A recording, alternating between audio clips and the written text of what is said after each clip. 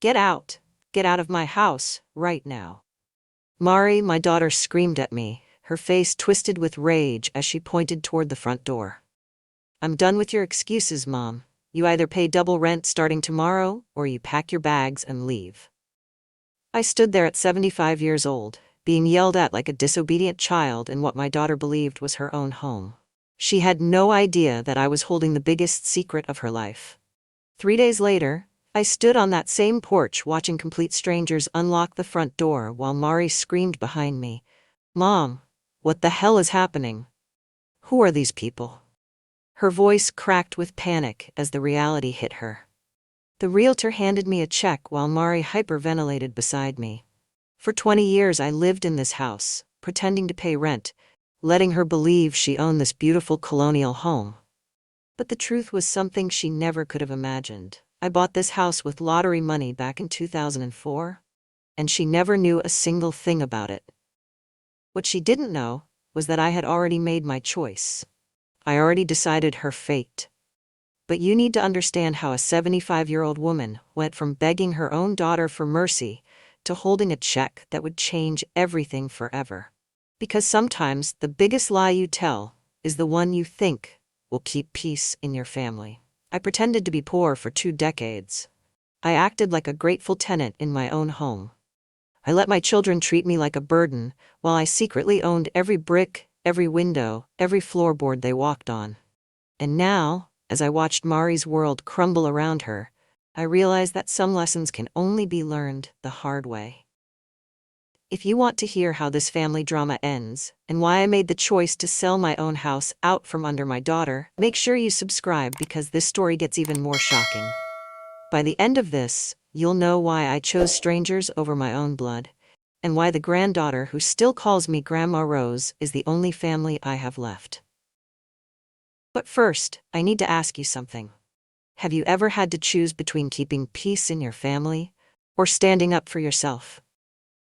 Let me know in the comments, because what happened next will make you question everything you think you know about family loyalty. My name is Rose. My husband Manasseh had been gone for 2 years when I bought those lottery tickets that changed everything.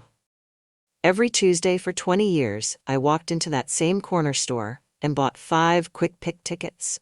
Manasseh used to laugh and call it my retirement plan, never believing anything would come of it. The night I won $2.3 million after taxes, I sat alone in my tiny apartment staring at that ticket until the sun came up. I couldn't believe it was real. Manasseh and I had spent our entire marriage dreaming of owning a house with a big kitchen where we could cook together and a yard where our grandchildren could play. He died before we ever saved enough money to make that dream come true. But now I had more money than I had ever imagined possible. Mari was 31 at the time, drowning in mortgage payments and constantly fighting with her husband Derek about their finances. Every phone call ended with her complaining about money, about stress, about how hard life was. Henry was 28 and couldn't keep a job to save his life. He bounced from one opportunity to another, always coming to me with his hand out, asking for loans he never intended to repay.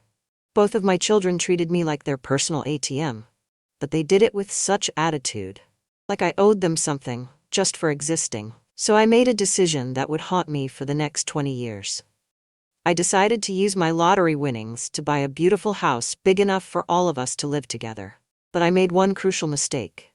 I never told them where the money came from. Instead, I created this elaborate lie. I would pretend to be their tenant, pay fake rent every month, and act grateful for their generosity in letting me live with them. I thought this way, we could finally have those family dinners that Manasseh always dreamed of. I thought I was buying us happiness and bringing our family closer together. I found the perfect colonial house in Maple Ridge with 4 bedrooms, a huge kitchen, and a backyard where little grandchildren could one day play.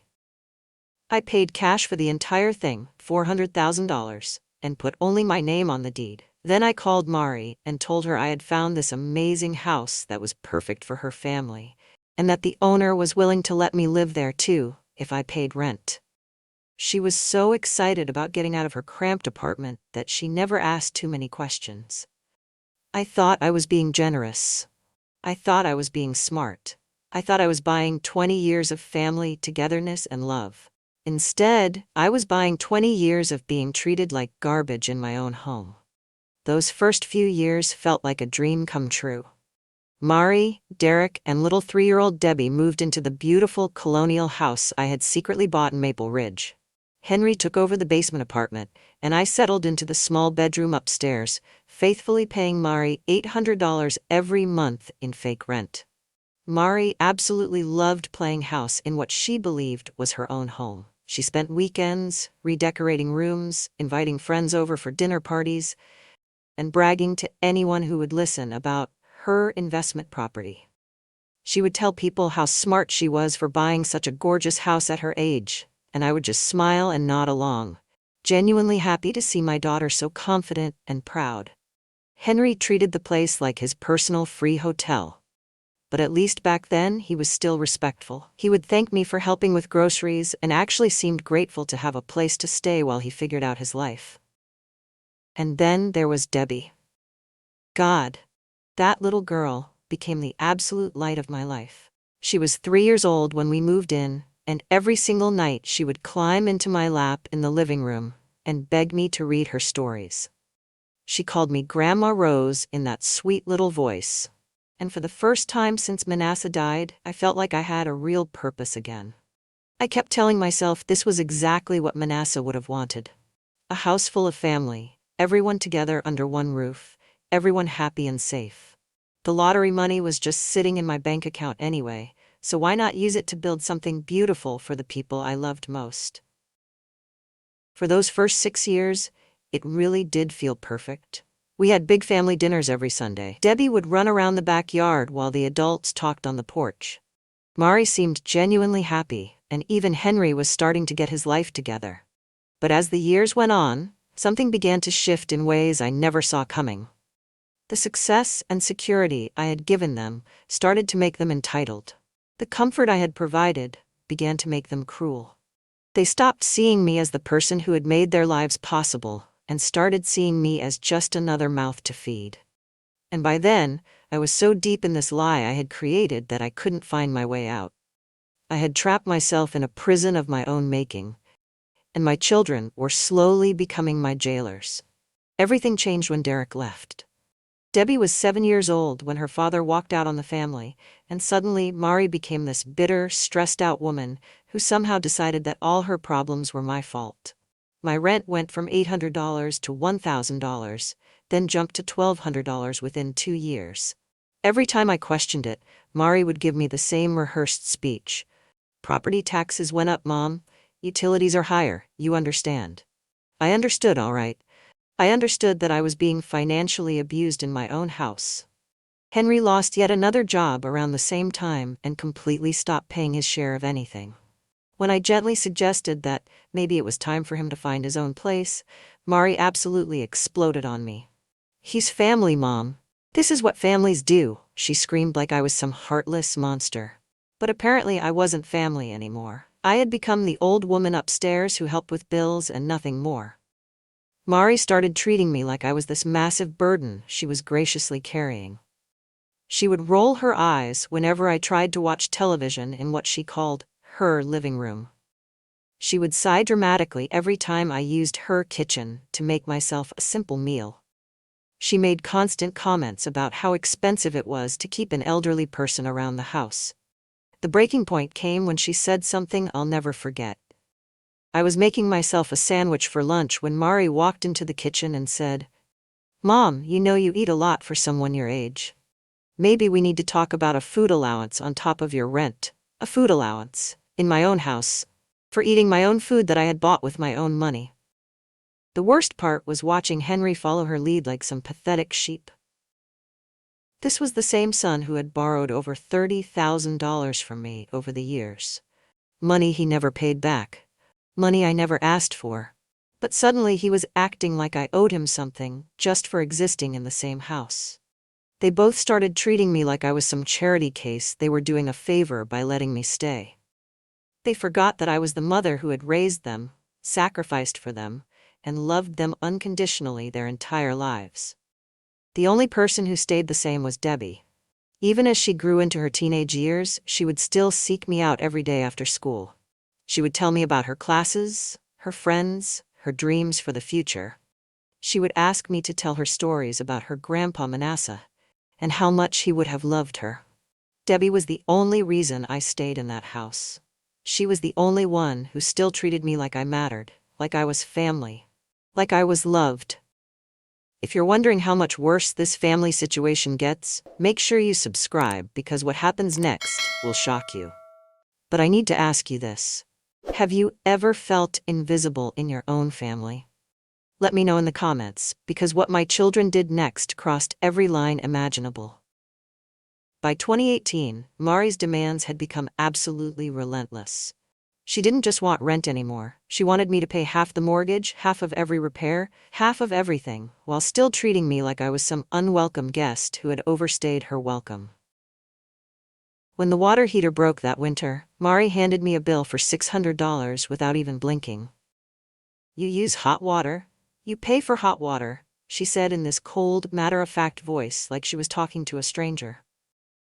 I was paying to fix my own water heater in my own house, and she acted like she was doing me a favor. But Henry was somehow even worse than his sister. He started approaching me like he was some kind of loan officer, showing up at my bedroom door with actual spreadsheets that outlined why he deserved money for his latest business ideas. These weren't real businesses. They were get-rich-quick schemes that any reasonable person could see were destined to fail. When I would tell him no, he would get absolutely nasty with me. "You're sitting on a pension and Social Security, hoarding money while your own son struggles," he would spit at me with genuine hatred in his eyes.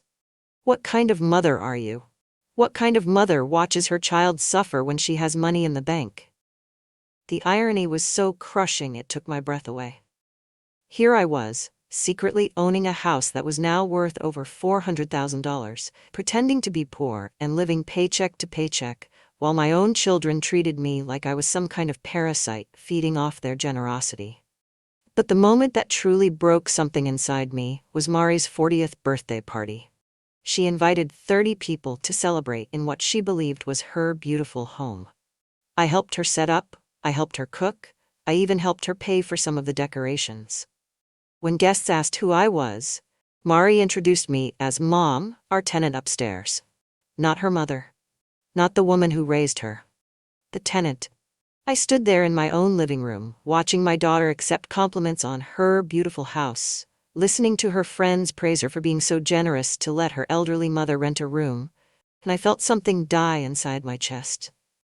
That night, I sat alone in my bedroom holding the house deed that I kept hidden in my dresser drawer.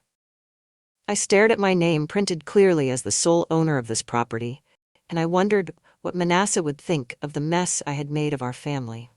I had tried to buy love with lies, and instead I had bought 20 years of humiliation and heartbreak.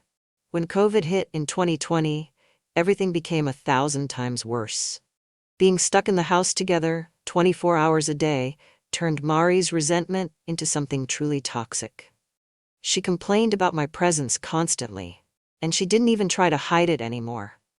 I would hear her on phone calls with Derek, complaining about me like I was some kind of pest infestation. "I can't even relax in my own home with her always around," she would say loud enough for me to hear from the next room. She said the same thing to her friends on Zoom calls, to her coworkers, to anyone who would listen. Then Henry decided to make things even worse by moving his girlfriend Jessica into the house without asking me or even Mari. Suddenly I was sharing my bathroom with complete strangers who looked at me like I was some intruder who didn't belong in their space. Jessica would leave her makeup all over my bathroom counter and act annoyed when I needed to use my own toilet. Henry would bring his friends over without warning, and they would take over the entire basement and living room like they owned the place. The only bright spot in my life during those dark years was Debbie, who was 16 by then, and had grown into this beautiful, intelligent young woman. During the worst fights between Mari and Henry, she would sneak up to my room and roll her eyes about her mother's behavior. "Grandma Rose," she would whisper to me, "you know you're the only normal one here, right?" She had absolutely no idea how abnormal the whole situation really was. She had no idea that her Grandma Rose was actually the secret owner of the house where her mother was slowly losing her mind. But the final straw came when Mari started talking about putting me in senior living. She wasn't even pretending to care about my feelings anymore. She would research facilities online right in front of me, printing out brochures and leaving them on the kitchen counter where I couldn't miss them. "Mom, you're 73 years old," she said to me one afternoon, like she was talking to a child. "Maybe it's time to admit you need more care than I can provide in my home." My home. My house. My $400,000 investment that was now worth over $700,000 thanks to the rising real estate market. And she wanted to warehouse me in some depressing facility so she could have it all to herself. I sat there listening to her talk about my future like I was already dead, and I realized that I had reached the absolute end of the road. Last month, everything came to a head when Henry's girlfriend Jessica announced she was pregnant. Suddenly, they decided they needed my bedroom for a nursery, and Mari presented this to me like she was offering some kind of generous compromise. "Mom, we've decided you can move to the basement," she announced over dinner like she was discussing the weather. "Henry will take your room, and you'll have more privacy downstairs." The basement. The damp, cold, musty basement that flooded every single spring and smelled like mold year-round. They wanted to move me to the basement of my own house to make room for their baby. When I hesitated and didn't immediately jump at this wonderful opportunity, Mari's mask slipped completely. Her voice turned ice cold as she stared me down across the dinner table. "Look, Mom, I've been more than patient with you. You pay basically nothing to live in a beautiful house. The least you can do is be flexible when your family needs space." That word, family. She said it like I wasn't family. Like I was some charity case they had graciously taken in out of the goodness of their hearts. Henry nodded along like this was the most reasonable request in the world. "Mom, you've got to think about the next generation," he said with this condescending tone. "This baby needs a proper room." I asked for a week to think about their generous offer to relocate me to the basement. I needed time to process what was happening, time to figure out my next move. That's when Mari dropped the ultimatum that changed everything forever. "Actually, Mom, I've been thinking about this whole arrangement," she said the next morning over coffee.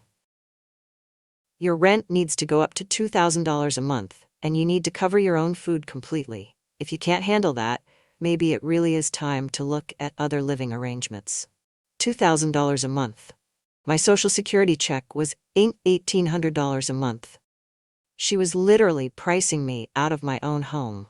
She was making it financially impossible for me to stay in the house that I had bought and paid for 20 years earlier. As I sat there listening to my own daughter essentially evict me from my own property, I realized that this wasn't just cruelty anymore. This was calculated, deliberate financial abuse designed to get rid of me permanently. But what Mari didn't know was that I had already made my decision. She had no idea what was coming next. If you want to see how I got my revenge on my ungrateful children, make sure you subscribe, because what I did next will blow your mind. But first, tell me in the comments, would you have moved to that basement, or would you have fought back like I did? That night, I sat alone in my bedroom, holding 3 things that told the story of my entire life. The house deed with my name on it, 20 years of fake rent receipts I had carefully saved, and Manasseh's wedding ring that I still wore on a chain around my neck. I thought about my husband, who had always believed that family should lift each other up, not tear each other down. Manasseh had been the kindest, most generous man I had ever known, and he would have been absolutely ashamed of what I had allowed our children to become. At 75 years old, sitting in that room where I had been banished like some unwanted guest, I made the hardest decision of my entire life. I picked up my phone and called Susan Morris, the same realtor who had helped me buy this house back in 2004. "Susan, it's Rose Williams," I said, my voice steadier than I felt. "I need to sell the house on Maple Ridge." The silence on the other end of the phone lasted forever. When Susan finally spoke, her voice was full of confusion. "Rose, doesn't your daughter Mari own that house?" "No, Susan. I said, feeling 20 years of lies crashing down around me. I've owned it for 20 years, and it's time everyone learned the truth. Susan was shocked when I explained the whole situation, but she was also a professional. The house appraised for far more than I had ever imagined. The real estate market had exploded, and my $400,000 investment was now well worth over $700,000. In this seller's market, Susan told me we would have multiple offers within days. I asked her to handle everything quietly and discreetly until closing. I didn't want Mari or Henry to know anything until it was too late for them to stop it. For the next 3 weeks, I watched Mari plan her new life like she had already won some kind of victory. She was already shopping online for furniture for her extra room, talking excitedly to Jessica about raising the basement rent once I moved down there. She treated me like I was a problem she had finally solved. Henry and Jessica spent hours making plans for their nursery, discussing paint colors and baby furniture like I was already gone. They measured my room and talked about where to put the crib, completely ignoring the fact that I was sitting right there listening to them plan my exile. The only person who seemed genuinely sad about the changes was Debbie. "I don't want you living in the basement, Grandma Rose," she told me one afternoon. "It's gross and cold down there." She had absolutely no idea that I wasn't going to the basement at all. She had no idea that none of us would be living in that house much longer. Which brings us back to today. Closing day. The new owners, a lovely young couple named the Martinez family with adorable twin toddlers, were scheduled to arrive for their final walkthrough at exactly 2 p.m. I had already packed my essentials the night before and quietly moved them to my new one-bedroom apartment across town. It was perfect for one person who was finally ready to live honestly after 20 years of lies. At 1:55, just 5 minutes before the new owners were supposed to arrive, I heard Mari in the kitchen still planning her victory celebration with Jessica. "Once Mom's gone to the basement, we can really make this place ours," she said with this satisfied tone, like she had just solved the biggest problem of her life. The doorbell rang at exactly 2 p.m. Mari went to answer it, probably expecting some delivery, or maybe one of Jessica's friends. She was still talking over her shoulder to Jessica about paint colors for the nursery when she opened the door. Instead of a delivery driver, she found the Martinez family standing on the porch with their realtor, holding keys and official paperwork in their hands. "Hi there," the husband said cheerfully. "We're here for the final walkthrough of our new home." The sound that came out of Mari was unlike anything I had ever heard before. It was part scream, part gasp, part dying animal.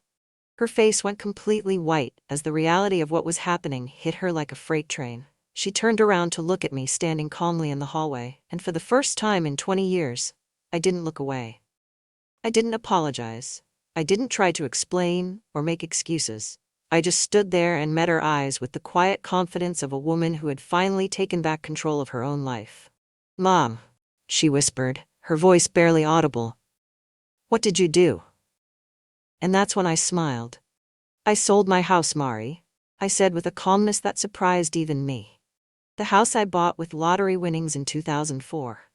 The house I've owned for 20 years while pretending to be your tenant." Henry came running up from the basement, took one look at the chaos unfolding in the front hallway, and immediately started screaming at the top of his lungs. "You can't do this. This is our home. We have rights." "You have the right to find your own place," I replied calmly, never breaking eye contact. "Just like you wanted me to do." Mari was spiraling between pure rage and absolute panic. "The deed. How is your name on the deed? I've been paying the mortgage for 20 years. "No, Mari," I said, finally telling the truth that had been buried for 2 decades. "I paid off the entire mortgage in 2004 with cash. You've been collecting fake rent from your own mother for 20 years while treating her like garbage."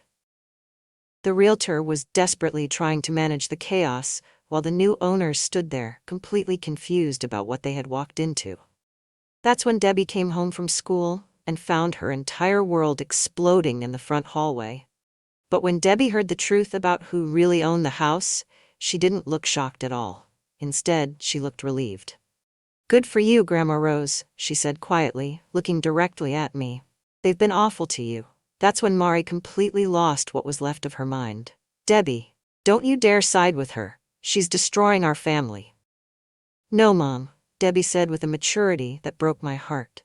You destroyed it when you decided Grandma was a burden instead of a blessing. I knelt down to Debbie's level and took her hands in mine. Sweetheart, you'll always be welcome in my new apartment. Always. She hugged me tight while her mother screamed behind us, and her uncle ranted about lawyers and lawsuits and everything they couldn't actually do to stop what had already happened. 3 hours later, the paperwork was signed, the house officially belonged to the Martinez family, and the deed was transferred. Mari and Henry had exactly 30 days to find new places to live. Debbie asked if she could come live with me immediately, but I told her she needed to stay with her mother. At least until she turned 18. And that check I mentioned at the beginning? $735,000. More money than I had ever dreamed of having again at 75 years old. 6 months later, I'm sitting in my peaceful one-bedroom apartment, volunteering at the senior center 3 days a week, and finally, living for myself. Debbie visits me every single weekend. We cook together, watch old movies, and talk about her college plans. Mari and Henry both found apartments they could actually afford, and learned what real rent feels like when you're paying it with your own money. They don't speak to me anymore, but Debbie tells me they're both working full-time jobs, paying their own bills, and maybe finally growing up at 42 and 40 years old. Sometimes the greatest gift you can give someone is the chance to stand on their own 2 feet, even when they hate you for it. I spent 20 years pretending to be poor to keep my family close. Turns out, I was just keeping myself small. At 75, I finally learned the difference. If this story taught you anything about standing up for yourself, hit that subscribe button, because everyone deserves to know their worth. And tell me in the comments, do you think I was right to sell the house, or should I have kept enabling my children forever?